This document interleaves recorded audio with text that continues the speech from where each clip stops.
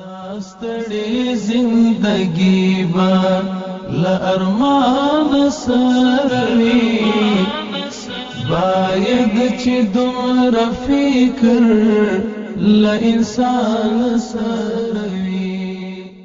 سرتیری زموږ د اسلامی نظام لا تیر دي. سرتیری د یو اسلامی نظام هغه زړور او بیدار غړي دي چې د خاورې دین ناموس او ملت د دفاع په اول خط کې ولاړ وي. هغوی یوازې د یوې دندې لپاره نه بلکې د یو مقدس رسالت لپاره روزل شوي وي.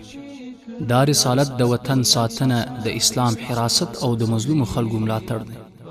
په اسلامي ارشاداتو کې د سرتیرو مقام خورا لوړ دی، ځکه چې هغوی په دایمي رباط کې دي، یعنی د الله جل جلاله لپاره بیداری، چمتوالی، قربانی او زغم.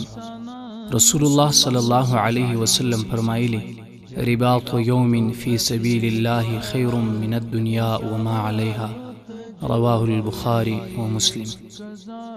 د الله جل جلاله لاره کې د یو ورځني رباط ثواب د ټولې دنیا او هغه څه چې په دنیا کې دي غوره دی. دا حدیث شریف څرګندوي چې د یو سرتیر یو ورځني رباط، یعنی د بیداری، د تیارسي او د سرښندنې حالت د الله فنیز دومره ارزښت لري چې د دنیا ټول نعمتونه او شتمنۍ هم د هغه بدیل نشي کېدی. سرتیر زموږ د نظام ملاتیر دی.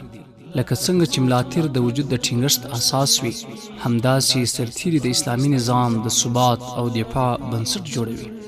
سرتیرو ته یوازې د نظامی جامو، وسلې یا رتبې له مخې نه بلکې د نیت، تقوا، قربانۍ او رباني مقصد له مخې درناوی پکار دی. نو راځئ چې د خپلو سرتیرو قدر وکړو، دعا ورته وکړو او د هغوی قربانۍ هیرې نه کړو، ځکه سرتیر زموږ د عزت، امنیت او خپلواکۍ سنګرونه دي.